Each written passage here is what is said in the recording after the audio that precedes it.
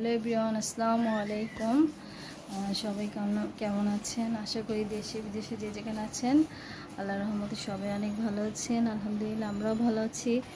তো আজকে হচ্ছে আরাফাতের দিন, আর আমরা হাজব্যান্ড ওয়াইফ আরাফাতের রোজা রেখেছি। ফার্স্ট টাইম আমার হাজব্যান্ড আরাফাতের রোজা রেখেছে।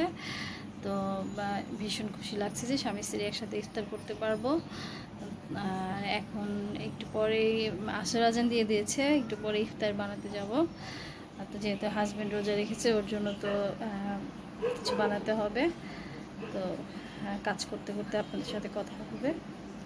তো ইফতারি রেডি করছি। ইফতারের জন্য এখানে কিছু আলুর চপ আর বেগুনি আমি ভেজে নিচ্ছি। পাশাপাশি রুয়াবজা শরবত, দই চিড়া আর কিছু আম কেটে নিব ইফতারিতে।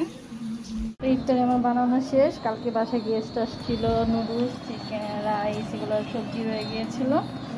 আর এই যে শরবত বানালাম, তারপরে হচ্ছে এই বেগুনি আলুর চপ বানালাম। আর বাবা জিলাপি নিয়ে আসছে, দই চিড়া করলাম, আম কাটলাম। আর নেওয়ার জন্য বাবা এইমাত্র জুস নিয়ে আসলো। তারপরে একটু চিকেন কারি রান্না করেছি রাইস দিয়ে খাওয়ার জন্য। এই হচ্ছে আজকের আমার ইফতারি আয়োজন। তো বেশ কিছুক্ষণের মধ্যে আজান দিয়ে দেবে।